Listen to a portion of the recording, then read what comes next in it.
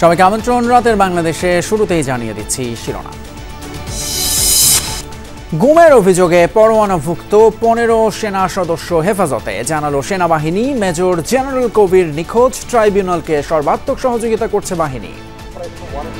হাতেও পাইনি, ইভেন পুলিশও তখন আমাদের সাথে কেউ যোগাযোগ করে না যে একটা ওয়ারেন্ট ইস্যু হয়েছে। এটা social media is faster than anything. দুদিন পেছালো জুলাই সনদ স্বাক্ষর অনুষ্ঠান। নতুন তারিখ 17 অক্টোবর। উপদেষ্টাদের নয়, সেফ এক্সিট দরকার জাতির, বললেন আসিফ নজরুল। কোন কোন উপদেষ্টার বিরুদ্ধে বিশেষ দলের হয়ে কাজ করার অভিযোগ ফখরুলের। পদ্ধতির চেয়ে সুষ্ঠু নির্বাচন গুরুত্বপূর্ণ, সেমিনারে বললেন রাজনীতিকরা। নির্বাচনে পূর্ণ ক্ষমতা পাবেন প্রিজাইডিং অফিসাররা। চট্টগ্রামে সিইসি সাংবাদিকদের জন্য বিধি নিষেধের বেড়াজাল না রাখার পরামর্শ উপদেষ্টা সাখাওয়াতের।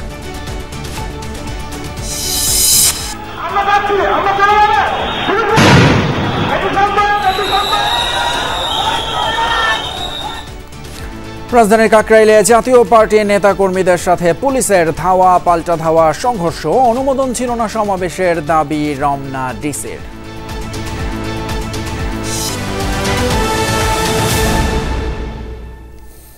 এতক্ষণ শিরোনামগুলো দেখলেন, আর আপনাদের সঙ্গে আছি আমি ফয়সাল তিতুমির। মানবতা বিরোধী অপরাধের অভিযোগে গ্রেপ্তারি পরোয়ানাভুক্ত 15 জনকে বাহিনীর হেফাজতে রাখা হয়েছে বলে জানিয়েছে সেনা সদর। বিকেলে সংবাদ সম্মেলনে মেজর জেনারেল মোহাম্মদ হাকিমুজ্জামান, সেনাবাহিনীর অ্যাডজুটেন্ট জেনারেল, এই কথা জানান। এর আগে সাবেক এবং বর্তমান 25 জন সেনা কর্মকর্তার বিরুদ্ধে গ্রেপ্তারি পরোয়ানা জারি করে আন্তর্জাতিক অপরাধ ট্রাইব্যুনাল, যাদের মধ্যে 9 জন অবসরপ্রাপ্ত, বাকি 16 জনের মধ্যে 1 জন নিখোঁজ। সেনা সদর জানিয়েছে, গ্রেপ্তারি পরোয়ানার কপি এখনো হাতে পায়নি সেনাবাহিনী। এছাড়া তিনি বলেন, অভিযুক্ত হলেই বরখাস্ত হবেন এমন বিধানের বিষয়ে ব্যাখ্যা চাইবেন তারা। গুমের 2 মামলা এবং 5 আগস্ট রামপুরায় শিক্ষার্থীদের উপর হামলার ঘটনায় সাবেক প্রধানমন্ত্রী শেখ হাসিনা, সাবেক স্বরাষ্ট্রমন্ত্রী, সাবেক পুলিশ কর্মকর্তা বেনজির সহ 30 আসামির বিরুদ্ধে গেল 8 অক্টোবর গ্রেফতারি পরোয়ানা জারি করেন আন্তর্জাতিক অপরাধ ট্রাইব্যুনাল। এর মধ্যে ডিজিএফআই এর সাবেক 5 প্রধান সহ 25 জন সেনা কর্মকর্তা। জানিয়ে শুরু হয় আলোচনা, কারণ দেশের ইতিহাসে চাকরিরত অবস্থায় এত সেনা কর্মকর্তার বিরুদ্ধে গ্রেফতারি পরোয়ানা এটাই প্রথম। ট্রাইব্যুনালের ইস্যুকৃত ওয়ারেন্ট নিয়ে অবস্থান ব্যাখ্যা করতে শনিবার বিকেলে সেনানিবাসে ব্রিফিংয়ের আয়োজন করে সেনা সদর। জানায়, মানবতা বিরোধী অপরাধের অভিযোগে সাবেক ও বর্তমান 25 জন সেনা কর্মকর্তার বিরুদ্ধে গ্রেফতারি পরোয়ানা জারি করেছে আন্তর্জাতিক অপরাধ ট্রাইব্যুনাল। তবে এখনও ওয়ারেন্টের কপি হাতে পায়নি সেনাবাহিনী। আমরা এখন পর্যন্ত ওই ইয়েটা পাইনি, যেটা ওয়ারেন্ট আমরা এখনো আমাদের হস্তগত হয়নি। বাংলাদেশ সেনাবাহিনী সংবিধান স্বীকৃত বাংলাদেশের সকল আইনের প্রতি শ্রদ্ধাশীল। আমরা 8 তারিখেই তাদেরকে আমরা আর্মি ওন কাস্টডিতে আসার জন্য একটা অর্ডার, যেটাকে আমরা বলি অ্যাটাচমেন্ট অর্ডার, আমরা এটা দিয়েছি। বাহিনীটি বলছে 25 জনের মধ্যে 9 জন অবসরপ্রাপ্ত, 1 জন এলপিআরে চাকরিরত 15 জন। 8 অক্টোবরের পরই 15 জনকে সেনা হেফাজতে রাখা হয়েছে।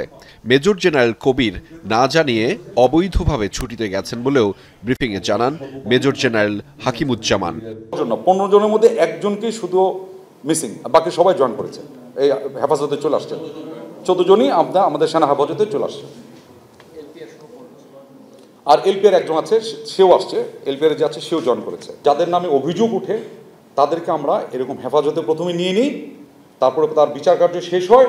এই কোর্ট মার্শালগুলো, বিভিন্ন প্রকারের কোর্ট মার্শাল আছে, এইগুলো সব শেষ করার পরে রায় যখন হয় তখন তার বিচারের রায় অনুযায়ী আইনানুগ ব্যবস্থা গ্রহণ করা হয়। মানবতা বিরোধী অপরাধে অভিযুক্ত হলে সঙ্গে সঙ্গে তিনি চাকরি থেকে বরখাস্ত বলে গণ্য হবেন এমন প্রশ্নে বাহিনীটি বলছে, আগে যথাযথ কর্তৃপক্ষের কাছে আইনি ব্যাখ্যা চাওয়া হবে। যারা গুম হয়েছেন তাদের প্রতি সহানুভূতিশীল সেনাবাহিনী, এমন মন্তব্য করে এই সেনা কর্মকর্তা জানান, রায় যা আসবে তা মেনে নেবে সেনাবাহিনী। সেই সাথে বলেন, সেনাবাহিনীতে থাকার সময় তারা অন্যায় করেনি, বিভিন্ন বাহিনীতে প্রেষণে থাকাকালে জড়িয়েছেন অপরাধে। এবং এটা আমরা চাবো অ্যাপ্রোপ্রিয়েট অথরিটির কাছে যে তোমরা যে ডেল্টা বললা is disqualified to hold from holding any public office. এটাকে for arm forces, specially for army যদি বলি, নেভি অফ সেম, তার জন্য এটা কিভাবে এক্সিকিউট করা হবে এটা তোমরা আমাদেরকে একটু ব্যাখ্যা করো। তো এই যে 15, 16, 17 জন যাদের কথা বললাম, এই সবগুলোই যে ঘটনা যেগুলো বলা হচ্ছে সেগুলো ছিল তারা আইদার র্যাবে ছিল অথবা ডিজিএফআইতে ছিল ইত্যাদি। 22 অক্টোবর হেফাজতে থাকাদের ট্রাইব্যুনালে হস্তান্তর করা হবে কিনা এমন প্রশ্নে সেনাবাহিনী বলছে, ট্রাইব্যুনালের আইনগত ব্যাখ্যা পাওয়ার পর আইনগতভাবে হবে ব্যবস্থা। এই আইসিটি ডেফিনেটলি আমাদের জন্য অবশ্যই এটার জন্য আমাদের জন্য অবশ্যই মোরাল এফেক্টে অবশ্যই করে, এটা অস্বীকার করবো কেন। বাংলাদেশ আর্মি জাস্টিসের পক্ষে, যেটা জাস্টিস হবে সেটার পক্ষে আমরা থাকবো। ইনসাফ, নো কম্প্রোমাইজ উইথ ইনসাফ। ফেব্রুয়ারির নির্বাচনে মাঠ পর্যায়ে সেনাবাহিনী আরও 3 থেকে 4 ভাগ বাড়ানো হবে বলেও জানানো হয়েছে সেনা সদরের এই ব্রিফিংয়ে। ডিপ্লয়মেন্ট এখন যা আছে তার থেকে বহুলাংশে বৃদ্ধি পাবে, maybe 3 times 4 times. Ahmed Reza, Jamuna news, Dhaka. জুলাই জাতীয় সনদ স্বাক্ষর অনুষ্ঠান 15 অক্টোবর বুধবারের পরিবর্তে 17 অক্টোবর শুক্রবার অনুষ্ঠিত হবে। জনসাধারণের অংশগ্রহণের সুবিধার্থে সাপ্তাহিক ছুটির দিন এটি আয়োজনের সিদ্ধান্ত নেওয়া হয়েছে। শনিবার রাষ্ট্রীয় অতিথি ভবন যমুনায় প্রধান উপদেষ্টা ডক্টর মোহাম্মদ ইউনূসের সভাপতিত্বে এক বৈঠকে এই সিদ্ধান্ত নিয়েছে জাতীয় ঐকমত্য কমিশন। বৈঠক শেষে কমিশনের সহসভাপতি অধ্যাপক ডক্টর আলী রিয়াজ জানিয়েছেন, জুলাই জাতীয় সনদ স্বাক্ষর অনুষ্ঠান একটি ঐতিহাসিক ঘটনা। আগ্রহী জনগণের অংশগ্রহণের সুবিধার্থে অনুষ্ঠানটি 17 অক্টোবর শুক্রবার বিকেলে জাতীয় সংসদ ভবনের দক্ষিণ প্লাজায় অনুষ্ঠিত হবে। যদিও এর আগে কমিশনের তরফ থেকে জানানো হয়েছিল যে 15 অক্টোবর বুধবার বিকেলে জুলাই সনদ স্বাক্ষর হবে। বৈঠকে সিদ্ধান্ত নেওয়া হয়, জুলাই জাতীয় সনদ স্বাক্ষর অনুষ্ঠানে দেশের বিভিন্ন রাজনৈতিক দল এবং জোটের প্রতিনিধিরা অংশ নেবেন। এছাড়া বিভিন্ন শ্রেণী ও পেশার প্রতিনিধিদের আমন্ত্রণ জানানো হবে। এতে বৈঠকে আরও উপস্থিত ছিলেন জাতীয় ঐকমত্য কমিশনের সদস্য ডক্টর বদিউল আলম মজুমদার, সংস্কৃতি উপদেষ্টা মুস্তফা সরওয়ার ফারুকী এবং প্রধান উপদেষ্টার বিশেষ সহকারী মনির হায়দার। এবং সেটা গভীরভাবে হতে হবে, আমরা সেটাতে একতাবদ্ধ, এটি হলো বিষয়টা জানানো। উপদেষ্টাদের নয়, বরং অনিয়ম, দুর্নীতি এবং মানবাধিকার লঙ্ঘনের হাত থেকে দেশের মানুষের সেফ এক্সিট প্রয়োজন, এমন মন্তব্য করেছেন আইন উপদেষ্টা আসিফ নজরুল। খসড়া জাতীয় মানবাধিকার কমিশন অধ্যাদেশ 2025 বিষয়ক জাতীয় পরামর্শ সভায় একথা বলেন তিনি। এ সময় গৃহায়ন এবং গণপূর্ত উপদেষ্টা আদিলুর রহমান খান বলেন, আগের মতো গুম, খুন, নির্যাতনের সংস্কৃতি থেকে বেরিয়ে আসতে ভেঙে পড়া প্রতিষ্ঠানগুলোকে দাঁড় করাতে হবে। কেউ বছরের পর বছর গুম থেকে ফিরে এসেছেন, কেউ হারিয়ে গেছেন চিরতরে। আওয়ামী লীগ সরকারের আমলে মানবাধিকার লঙ্ঘনের এমন উদাহরণ আছে অনেক। মানবাধিকার কমিশন থাকলেও সেটি ছিল সরকারের সহায়ক সংস্থা হিসেবেই। তবে 5 আগস্টের পর অন্তর্বর্তী সরকার মানবাধিকার নিশ্চিত করতে নিয়েছে নানামুখী উদ্যোগ।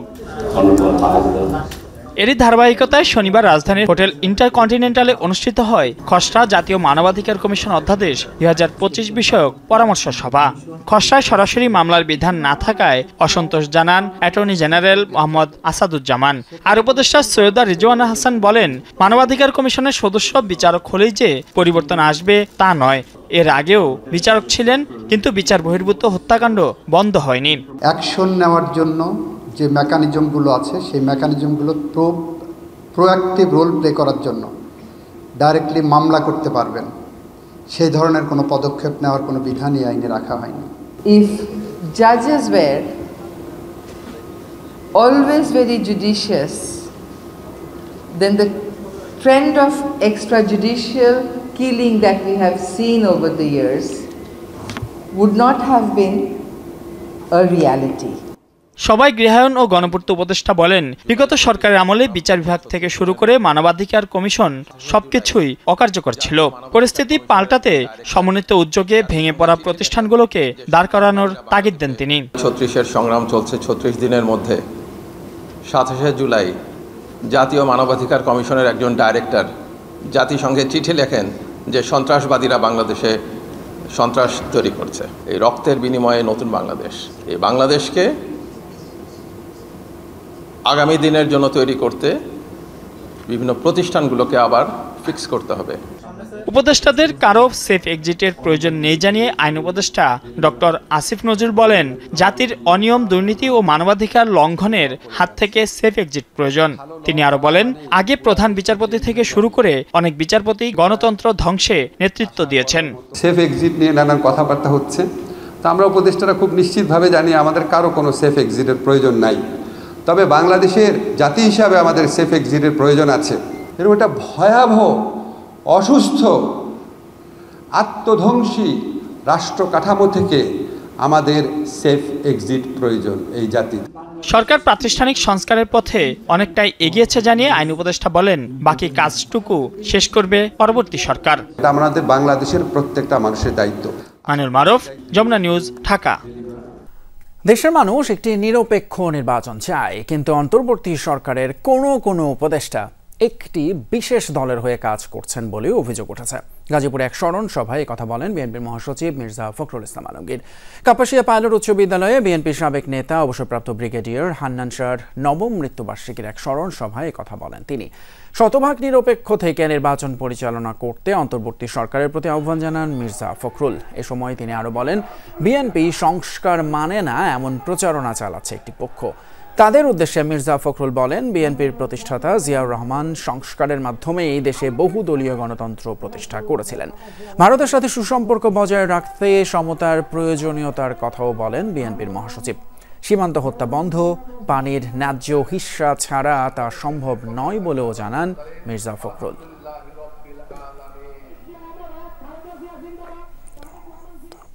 খুব পরিষ্কার করে বলে দিতে চাই এই সরকারকে, এই অন্তর্বর্তী সরকারকে, যে আপনি শতভাগ নিরপেক্ষ থাকবেন।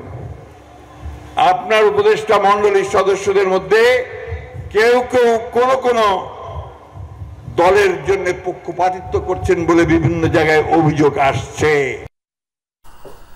এদিকে নির্বাচনে পিআর পদ্ধতির দাবির বিষয়টি ছেড়ে দিতে হবে জনগণের কাছে। কোনো দলের দাবি পূরণ না হলে আলোচনা অর্থহীন এমন রাজনৈতিক অবস্থান গণতান্ত্রিক আচরণ নয়। এই মন্তব্য করেছেন বিএনপির স্থায়ী কমিটির সদস্য আমির খসরু মাহমুদ চৌধুরী। অন্যদিকে জামায়াত ইসলামীর সহকারী সেক্রেটারি জেনারেল হামিদুর রহমান আজাদ বলেছেন, নির্বাচন ব্যবস্থা ত্রুটি মুক্ত করতে পিআর পদ্ধতিতে নির্বাচন জরুরি। রাজধানীর কসমোস সেন্টারে পিআর পদ্ধতির নির্বাচন সমালোচনা দৃষ্টিভঙ্গি শীর্ষক সেমিনার। বাংলাদেশের সংখ্যানুপাতিক প্রতিনিধিত্ব বা প্রপোর্শনাল রিপ্রেজেন্টেশন সংক্ষেপে পিআর পদ্ধতি নিয়ে পক্ষে বিপক্ষে যুক্তি তুলে ধরেন বিভিন্ন রাজনৈতিক দলের শীর্ষ নেতৃবৃন্দ। নির্বাচন ব্যবস্থায় কালো টাকার প্রভাব, সহিংসতা আর অনিয়মের কথা তুলে ধরে এ থেকে উত্তরণের উপায় হিসেবে পিআর পদ্ধতির পক্ষে মত দেয় জামায়াতে ইসলামের সহকারী সেক্রেটারি জেনারেল। বাংলাদেশে আসলে ইলেকশনগুলো এরকম কলঙ্কিত অধ্যায় রচনা করেছে নির্বাচন। এই জন্য আমরা মনে করেছি যেসব ডিফেক্টগুলো আছে, এই ডিফেক্টগুলো থেকে যদি আমাদের ইলেকশন পদ্ধতি বা সিস্টেমটাকে যদি মুক্ত করতে হয়, একটা ভালো নির্বাচন পদ্ধতি যদি অ্যাডাপ্ট করতে হয়, তাহলে আমাদের পিআর পদ্ধতি, যেটা আমরা সংখ্যানুপাতিক ভিত্তিক নির্বাচনটা প্রপোজ করেছি। তবে বিভিন্ন রাজনৈতিক দলের নেতারা মনে করেন, নির্বাচন কোন পদ্ধতিতে হচ্ছে তার চেয়েও গুরুত্বপূর্ণ একটি সুষ্ঠু নির্বাচন আয়োজন। তাদের মতে পিআর পদ্ধতিকে এমনভাবে উপস্থাপন করা হচ্ছে যেন এটি সব সমস্যার সমাধান। আসলে বিষয়টি এত সরল নয়। একটা জায়গায় যদি আমরা একমত হতে পারি, সেটা হচ্ছে উচ্চ কক্ষে পিআর থাকবে আর নিম্ন কক্ষে ফার্স্ট পাস দি পোস্ট থাকবে, এবং এরপর থেকে আমাদের এই পিআর আলোচনা জারি থাকবে। এখানে যত ইন্টেলেকচুয়াল ডিসকাশন করা যায় এটা আমরা করতে থাকবো। মার্কা নয়, ব্যক্তির ইমেজ দেখে ভোট দেন, এটি আসলে থাকে না, বা এই স্লোগান যারা সচেতন মহলের দিয়ে থাকেন, এই স্লোগানের আসলে কোনো গুরুত্ব থাকে না। যারা পিআর এর কথা বলছেন তারা এর যে অন্যান্য দিক কোনো আলোচনাই নাই এসব ব্যাপারে। ওই যে বলে না সস্তায় বাজিমাত করা, তো সস্তায় বাজিমাত করার একটা তৎপরতা এটা আমরা লক্ষ্য করেছি। আলোচনায় বিএনপির স্থায়ী কমিটির সদস্য আমির খসরু মাহমুদ চৌধুরী বলেন, দাবি না মানলে আলোচনা অর্থহীন বলা গণতান্ত্রিক আচরণ নয়। বলেন, নির্বাচনের মাধ্যমেই গণতান্ত্রিক ব্যবস্থা ফিরিয়ে আনতে হবে। যেসব বিষয়ে একমত হওয়া যায়নি সেগুলো নিয়ে ভবিষ্যতে সংসদে আলোচনা হতে পারে। যতটুকু ঐক্যমত হবে আমরা সেই জায়গাটা ক্লোজ করতে হবে, রাইট? আর যেখানে ঐক্যমত হবে না সেটা ক্লোজ করার তো দরকার নাই, সেটা প্রত্যেকটি দল তারা জনগণের কাছে নিয়ে যাবে। আমাদের ওই লিমিটেশনটা আমাদের বুঝতে হবে যে এখানে কিন্তু সব জায়গায় ঐক্যমত হবে না, কিন্তু আমরা তো বাকশাল করছি না, বাকশাল করার চেষ্টা করা ঠিক হবে না। বক্তারা জানান, রাজনৈতিক সংস্কৃতিতে সহনশীলতার পরিচয় না দিলে কোনো পদ্ধতিতেই মিলবে না সুফল। তো সেই হিসাবে হয়তো জেলা প্রশাসক। রেদওয়ান আহমেদ, যমুনা নিউজ, ঢাকা।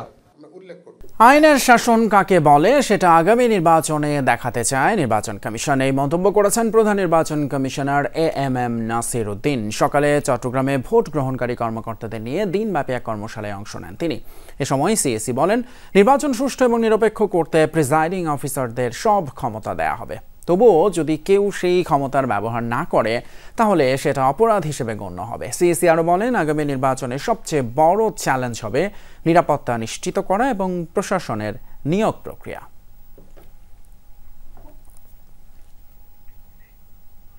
আইনের শাসন কাকে বলে এটা আমরা এই ইলেকশনে, এই নির্বাচনে দেখাতে চাই। তাতে যা হয় হবে, রিটার্নিং অফিসারের কাছে এবং প্রিসাইডিং অফিসারের কাছে সব ধরনের ক্ষমতা দেওয়া আছে। যদি গোলমাল করে সেন্টার বন্ধ করে দিবেন, 3টা গোলমাল হলে 3টা সেন্টার বন্ধ করে দেবেন, দরকার হলে আমার পুরো কনস্টিটিউশনই ক্যান্সেল করে দেব, বন্ধ করে দেব ইলেকশন। জাতীয় পার্টির সমাবেশকে কেন্দ্র করে আবারও উত্তেজনা ছড়িয়েছে রাজধানীর কাকরাইলে। পুলিশের সঙ্গে নেতাকর্মীদের ধাওয়া পাল্টা ধাওয়ার ঘটনা ঘটে। এ সময় টিয়ার শেল এবং সাউন্ড গ্রেনেড নিক্ষেপ করে পরিস্থিতি নিয়ন্ত্রণে আনে পুলিশ। তবে কাউকে গ্রেপ্তার করা হয়নি বলে নিশ্চিত করেছেন রমনা জোনের DC। পুলিশের দাবি, অনুমোদন ছাড়াই সমাবেশ করছিল জাতীয় পার্টি। শনিবার বিকালে রাজধানীর কাকরাইলে কেন্দ্রীয় কার্যালয়ের সামনে কর্মী সমাবেশের আয়োজন করে জাতীয় পার্টি। তবে অনুমোদন না থাকায় বাধা দেয় পুলিশ। এ সময় পুলিশের সাথে জাতীয় পার্টির নেতাকর্মীদের দফায় দফায় ধাওয়া পাল্টা ধাওয়া ও সংঘর্ষের ঘটনা ঘটে। এ সময় সেখানে বেশ কয়েকটি ককটেল বিস্ফোরণের শব্দ পাওয়া যায়। পরিস্থিতি নিয়ন্ত্রণে জল কামান, টিয়ার শেল ও সাউন্ড গ্রেনেড নিক্ষেপ করে পুলিশ। ছত্রভঙ্গ হয়ে জাতীয় পার্টির নেতাকর্মীরা অবস্থান নেন বিভিন্ন মোড়ে মোড়ে। দলটির নেতাকর্মীরা অভিযোগ করেন, শান্তিপূর্ণ সমাবেশে হামলা চালিয়েছে পুলিশ। এটা তো ছিল শেখ হাসিনার আমলে, পুলিশ বাহিনী যা ইচ্ছা তাই করতো, তো এখন আবার ইউনুসের আমলে এই অবস্থা কেন? এটা কেন হলো? এই শান্তিপ্রিয় প্রোগ্রামটাকে কেন বন্ধ করা হলো? তার আমরা সুষ্ঠু বিচার চাই। যে সরকারের ছত্রছায়ায় আমাদের হয়তো আক্রমণ করা হয়েছে। পুলিশ যখন দেখলো এখানে অনেক লোকের সমাগম হয়েছে, সেখানে সাউন্ড গ্রেড দেওয়াটা অত্যন্ত অপেশাদার আচরণ, অনেকে পদদলিত হয়ে মারা যেতে পারত। ঠিক সেই জিনিসটিতে আমি মনে করি পুলিশ বিবেচনা প্রসূত কাজ করেনি। এই সরকার ফেয়ার, ইনক্লুসিভ এবং লেভেল প্লেইং ফিল্ড করতে চাচ্ছে না, পারবে না, সক্ষমতা নাই, সদিচ্ছা নাই, এবং তারই একটি নির্লজ্জ বহিঃপ্রকাশ করেছে তারা আজকে আমাদের উপর পুলিশকে নিয়ে দিয়ে। বিকাল 4টার দিকে নেতাকর্মীরা পুলিশি হামলার প্রতিবাদে ঝটিকা মিছিল বের করলে পুলিশ আবারও তাদের ছত্রভঙ্গ করে দেয়। আমাদের অন্য অফিসার আরো 2-3 জন অফিসার ছিল, তারা নিজেরাও গেছে, ওসি নিজে যা কথা বলছে। তো এরপরেও যখন না হয়েছিল তখন আমরা জাস্ট ডিসপার্স করার জন্য আমরা যে সাউন্ড গ্রেড মারি, ওই সাউন্ড গ্রেডটা মারা হয়েছে এইটুকু। আর ওদের পক্ষ থেকে আমরা শুনতেছি যে ককটেল মারছে, এটা আমি শিওর না। অনুমতি ওইরকম পাই নাই বা আমরা দেইও নাই, এরকম কোনো ইনফরমেশন আমার জানা নাই। পুলিশের দাবি, অনুমোদন ছাড়া জনসভা করায় তাদের ছত্রভঙ্গ করা হয়েছে। তবে এই ঘটনায় কাউকে গ্রেপ্তার করা হয়নি। জনভোগান্তি তৈরি করে সড়কে সমাবেশের সুযোগ নেই বলে জানান পুলিশের এই কর্মকর্তা। রাজীব আহমেদ, যমুনা নিউজ, ঢাকা। গণমাধ্যমের জন্য নীতিমালা করার ক্ষেত্রে নির্বাচন কমিশনের উচিত হবে সাংবাদিকদের সাথে বসা। সুষ্ঠু নির্বাচন আয়োজনে কমিশন আন্তরিক হলে সাংবাদিকদের বিধিনিষেধ কমিয়ে স্বাধীনতা দেওয়ার বিকল্প নেই। এক পর্যালোচনা সভায় এমন মন্তব্য করেছেন নৌপরিবহন উপদেষ্টা ডক্টর M সাখাওয়াত হোসেন। সভায় অন্য বক্তারা বর্তমান নীতিমালার সমালোচনার পাশাপাশি বেশ কিছু প্রস্তাবনাও তুলে ধরেন। সাংবাদিকদের জন্য কিছু নীতিমালা এবং সেটি নির্বাচন কমিশন প্রণীত সাংবাদিক নীতিমালা 2025 নিয়ে পর্যালোচনা সভা আয়োজন করেছে ব্রডকাস্ট জার্নালিস্ট সেন্টার এবং reporters forum for election and democracy. Vote কেন্দ্রের ভিতরে সরাসরি সম্প্রচার করা যাবে, বাট ভোট কক্ষ থেকে নিরাপদ দূরত্বে। আলোচকরা বলেন, গণমাধ্যম কর্মীরা এই নীতিমালা প্রত্যাখ্যান করেছে।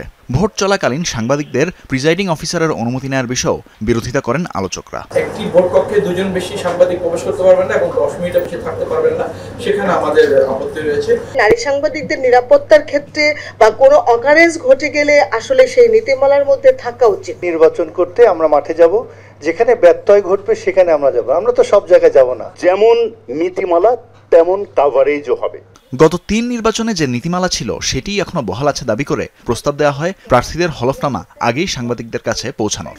সাংবাদিকরা আক্রমণের শিকার হলে অপরাধীদের কারাদণ্ড ও অর্থদণ্ড দেওয়ারও প্রস্তাবনা আসে। আমাকে 10 মিনিট পরে বের করে দিয়ে তো পুনরায় সে আবার তার নির্বাচনী কার্যক্রমে যা যা করণীয় সে যা মনে করে তাই করা শুরু করবে। ঢাকায় যারা সাংবাদিকতা করেন তাদের যে কার্ডটা দেন ঢাকার বাইরেও আমাদের বিষয়ে নীতিমালা হচ্ছে, আমাদের সঙ্গে কোনো আলোচনা করা হচ্ছে না, আমাদের কোনো মতামত নেওয়া হচ্ছে না, এটা তো অ্যাবসার্ড। আলোচনায় নৌ পরিবহন উপদেষ্টা বলেন, কমিশন যদি সত্যি অবাধ ও সুষ্ঠু নির্বাচন করতে চায় তাহলে গণমাধ্যম কর্মীদের বিধিনিষেধের বেড়াজালে আটকে রাখা যাবে না। যে ইলেকশন কমিশন যদি একটা ফ্রি ফেয়ার ইলেকশন করাতে চায়, they have to take your help. যেখানে যতটুকু উদার করা যায়, your presence that must be দেয়ার।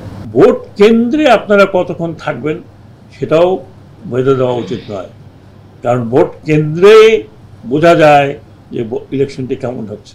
তানভীর মৌসুম, যমুনা নিউজ, ঢাকা। ফুলেল শ্রদ্ধার ভালোবাসায় সিক্ত হলেন ঢাকা বিশ্ববিদ্যালয়ের ইংরেজি বিভাগের এমিরেটাস অধ্যাপক, সাহিত্যিক ও প্রাবন্ধিক সৈয়দ মঞ্জুরুল ইসলাম। কেন্দ্রীয় শহীদ মিনারে তার প্রতি শ্রদ্ধা নিবেদন করে সর্বস্তরের মানুষ। পরে জানাজা হয় বিশ্ববিদ্যালয়ের কেন্দ্রীয় মসজিদে, বিকেলে দাফন করা হয় মিরপুর বুদ্ধিজীবী কবরস্থানে। বৃষ্টি সকাল থেকেই যেন সৈয়দ মঞ্জুরুল ইসলামের বিদায়ে কাঁদছিল প্রকৃতি। বৃষ্টি মাথায় নিয়েই দীর্ঘদিনের সহকর্মী, স্বজন, শিক্ষার্থীদের ঢল নেমেছিল প্রিয় এসএমআই স্যারের শেষ বিদায়ে। কেন্দ্রীয় শহীদ মিনারে রাখা কফিন ফুলে ফুলে ভরে ওঠে, কিন্তু স্যারের প্রতি শ্রদ্ধা ভালোবাসা হয়তো চোখে দেখা যায়নি, তবে অনুভব করা গেছে। একজন শিক্ষককে আমরা যেরকম কল্পনা করি, সেই কল্পনার বাস্তব মানুষটা হচ্ছেন স্যার। আজকাল যে মূল্যবোধের অবক্ষয় দেখি, এগুলোর মধ্যে সত্যি সত্যি সৈয়দ মঞ্জুরুল বাতি ঘড়ি ছিল বলবো আমাদের। এই বিপদের সময় উনি সত্যিকার অর্থে আমাদের ছায়া দিয়েছেন, আশ্রয় দিয়েছেন এবং দিক নির্দেশনা দিয়েছেন। শিক্ষক সৈয়দ মঞ্জুরুল ইসলামের পরিচিতি এমন ছড়িয়েছে যে তার সাহিত্যিক পরিচয় খানিকটা আড়ালি পড়ে গেছে, অথচ সাহিত্যের জগতে তার ছিল উজ্জ্বল বিচরণ। সাধারণত যারা প্রাবন্ধিক হয় তারা হয়তো সৃষ্টিশীলতার দিকে তত থাকে না, কিন্তু মঞ্জুর দু হাতেই দুই বীণা বাজিয়েছে, বলা যায় দুই মন্দিরা। এখন এই বৃষ্টির মধ্যে এত ভক্ত অনুরাগীর আগমন এটাই প্রমাণ করে যে সৈয়দ মঞ্জুরুল ইসলাম সবার কত প্রিয় ছিলেন। শিক্ষক হিসেবে, লেখক হিসেবে, সমালোচক হিসেবে এবং সর্বোপরি একজন অসাধারণ মানুষ হিসেবে সেই দৃষ্টান্ত আমাদের জন্য রয়ে যাবে এবং আমাদের জন্য অনুপ্রেরণার উৎস হবে। মুক্ত চিন্তা, চর্চা আর অন্যায়ের প্রতিবাদে সৈয়দ মঞ্জুরুল ইসলাম ছিলেন অনন্য দৃষ্টান্ত।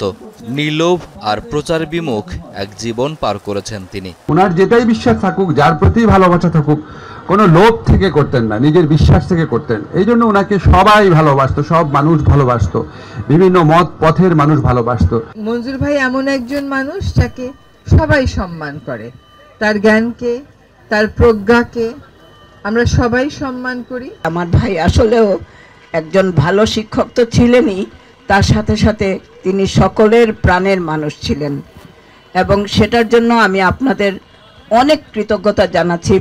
শ্রদ্ধা শেষে মরদেহ নেওয়া হয় ঢাকা বিশ্ববিদ্যালয় কেন্দ্রীয় মসজিদে। এখানে জানাজায় যোগ দেন তার সহকর্মী, স্বজন, শিক্ষার্থীরা। পরে বিশ্ববিদ্যালয়ের পক্ষ থেকে শ্রদ্ধা জানানো হয়। শাকিল হাসান, যমুনা নিউজ, ঢাকা। 5 বছর বন্ধ থাকার পর আবারও ঢাকা মেডিকেলে চালু হতে যাচ্ছে বোন ম্যারো প্রতিস্থাপন। নতুনভাবে প্রস্তুত করা হয়েছে পুরো সেন্টার। প্রতি মাসে 5 জন রোগী ভর্তির সুযোগ পাবেন। স্বাস্থ্য বিভাগ বলছে আরও 2টি সরকারি হাসপাতালে এই চিকিৎসা চালু করা হবে। সময়টা 2013। ব্লাড ক্যান্সার ধরা পড়ে রেজওয়ান রশিদ ফাহাদের। পরের বছর ঢাকা মেডিকেলের রক্তরোগ বিভাগে বোন মেরু প্রতিস্থাপন হয় তার। সুস্থ হয়ে বাড়ি ফেরেন ফাহাদ। আমি সুস্থ হব এমন কেউ বলতো না, তো এখন আমার ট্রান্সপ্লান্ট হলো। এর উপরে আমি কি প্রকাশ করতে পারবো না, আমি এটা প্রকাশ করতে পারবো না আমি যে এর কতটা আমি খুশি। ওর অবস্থা খুবই খারাপ ছিল, কিন্তু আসলে ওর গার্জিয়ানরা কিন্তু জানে না ওরা যে কেমন হয় ভিতরে, ওদের মা বাবা কেউই জানে না, একমাত্র ডাক্তার আর নার্স। ফাহাদের মতো বোন ম্যারো প্রতিস্থাপনের মাধ্যমে জটিল রোগ থেকে সুস্থ হয়েছেন আরও 58 জন।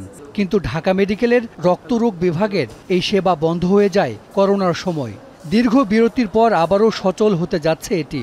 সম্প্রতি বোন মেরু প্রতিস্থাপনের জন্য ভর্তি হয়েছেন 3 জন রোগী। চলতি মাসেই তাদের অপারেশন। এটা খুব কস্টলি চিকিৎসা। সরকারের দিক থেকে আমরা একটা ফান্ড অ্যালোকেশন দিয়েছি। রোগীদের প্রতি আমার অনুরোধ থাকবে, যাদের সামর্থ্য আছেন তারা সুযোগটা নিতে যাবেন না, যাদের সামর্থ্য নাই তারা এখান থেকে সুযোগটা নেবেন। বোন ম্যারো প্রতিস্থাপনে ঢাকা মেডিকেলে বেড আছে 5টি। একজন রোগীকে 20 থেকে 25 দিন ভর্তি থাকতে হয়। ব্যয় 5 থেকে 7 লাখ টাকা। বেসরকারিভাবে তা প্রায় 15 লাখ। সব মিলিয়ে ঢাকা মেডিকেলে বছরে 60 জন পাবেন এই সেবা, যদিও চাহিদা 1000-এর বেশি। তাদের অর্থনৈতিক ক্যাপাবিলিটিটা অনেকখানি দুর্বল, কারণ ঢাকা মেডিকেল কলেজের মতো সরকারি জায়গাতে যারা আসে তারা ধরে নেয় যে সেখানে সব কিছুই ফ্রি, কিন্তু আসলে বোন ম্যারো ট্রান্সপ্লান্টের মতন একটা ব্যয়বহুল ব্যাপার হয়তো সম্পূর্ণটা তো ফ্রি করা সম্ভব না, সরকারের পক্ষেও এটি টানা সম্ভব না। তো এটি একটা বড় চ্যালেঞ্জ। বোন ম্যারো বা অস্থিমজ্জা হলো হাড়ের ভেতরের নরম টিস্যু, যা রক্তকণিকা তৈরির মূল কাজ করে। ক্যান্সার, থ্যালাসেমিয়া সহ রক্তের অন্যান্য রোগে বোন ম্যারো প্রতিস্থাপন করতে হয়।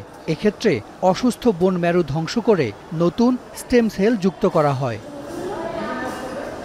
হাসান মিসবা, যমুনা নিউজ, ঢাকা। চট্টগ্রামে কনসার্টে প্রবেশ করা নিয়ে দর্শকদের মধ্যে হট্টগোল এবং মারামারির ঘটনা ঘটেছে। সন্ধ্যায় জিইসি কনভেনশন সেন্টারে আয়োজন করা হয় Honda Hornet 2.0 fun and rock fest. প্রত্যক্ষদর্শীরা জানান, কনসার্টটি সকলের জন্য উন্মুক্ত থাকায় ভেতরে প্রবেশ করা নিয়ে সিকিউরিটিদের সাথে বাকবিতণ্ডা হয়। এক পর্যায়ে পরিস্থিতি নিয়ন্ত্রণের বাইরে চলে যায়। ভেন্যুর ভেতরে জানালা, ব্যানার, ফেস্টুন ছিঁড়ে ফেলে বিক্ষোভধারা। পরিস্থিতি নিয়ন্ত্রণে আনতে পুলিশ লাঠিচার্জ এবং ফাঁকা গুলি ছোড়ে। এতে নাজির এবং শরীফ নামে 2 জন গুলিবিদ্ধ এবং 15 জন আহত হয়। বিপুল সংখ্যক অবৈধ গ্যাসের সংযোগ দিয়েছিলেন রাজনীতিবিদরা। এই সংকট মোকাবেলার চেষ্টা করছে অন্তর্বর্তী সরকার। এলপিজির অর্থনীতি, পরিবেশ এবং নিরাপত্তা বিষয়ক সেমিনারে এই তথ্য জানিয়েছেন জ্বালানি উপদেষ্টা মোহাম্মদ ফজল কবির। সেমিনারে এলপিজি খাতের সংকট মোকাবেলায় সরকারের কাছ থেকে যথাযথ সহযোগিতা না পাওয়ার অভিযোগ করেন ব্যবসায়ীরা। ইন্ডাস্ট্রিতে অ্যাডভান্টেজ আছে, হচ্ছে সবচেয়ে বড় অ্যাডভান্টেজ বাংলাদেশে এলপিজি, অর্থনীতি, পরিবেশ ও নিরাপত্তা শীর্ষক সেমিনার। তো এলপিজি নিয়েও অনেকের একটা ভয় আছে এই মুহূর্তে, but there is nothing to be worried. All over the world LPG is used for auto gas, for household use and for industry. These are the 3 areas where LPG is being used. মূল প্রবন্ধ উপস্থাপনের পর কথা বলেন জ্বালানি উপদেষ্টা। বলেন, জ্বালানির ঘাটতি ও সংকট তৈরি করেছে এক শ্রেণীর রাজনীতিবিদ এবং ব্যবসায়ীরা। দুর্নীতির মাধ্যমে অপ্রয়োজনীয় গ্যাস কূপ খনন আর লাইন করা হয়েছে। এ সময় এলপিজির দাম 1000 টাকার নিচে হওয়া উচিত বলে মন্তব্য করেন উপদেষ্টা। আরেকটা হচ্ছে বিপুল সংখ্যক অবৈধ সংযোগ দেওয়া হয়েছে, অসংখ্য অবৈধ সংযোগ দেওয়া হয়েছে শিল্পে, বাসা বাড়িতে। অপকর্মগুলো করেছেন আমাদের রাজনীতিবিদরা। মরার উপরে খাড়া গ্রাহকের জন্য সেটা হচ্ছে যে এই যে 1200 টাকার এলপিজি সিলিন্ডার বিক্রি হয় 1500 টাকায়।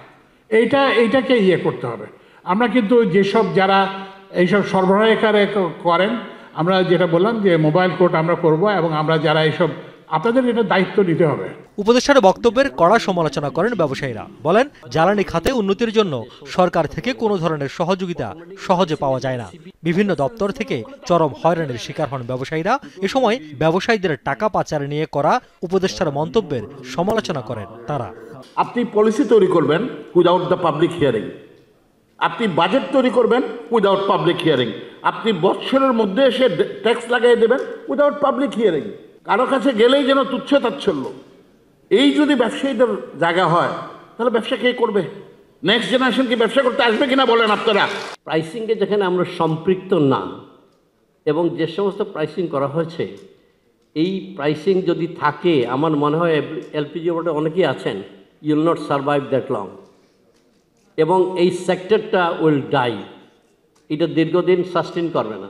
সেমিনারে ক্যাবের জ্বালানি উপদেষ্টা ডক্টর শামসুল আলম বলেন, সব সরকারই ক্যাবকে প্রতিপক্ষ মনে করে। এ সময় জ্বালানি খাতে তামাশা চলছে উল্লেখ করে দাম নির্ধারণে কেন গণশুনানি তুলে নেওয়া হলো বিইআরসির কাছে তার জবাব চাইতে ব্যবসায়ীদের প্রতি আহ্বান জানান তিনি।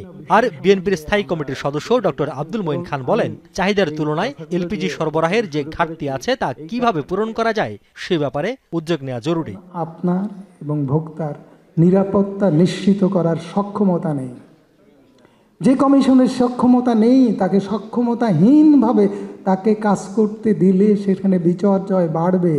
তাকে সক্ষম করে তুলতে হলে আদমারাদের ঘামেরে তুই বাসা, তাকে ঘাম আঁটতে হবে। এই ঘাম আনার কাজটা করতে পারেন না কেন?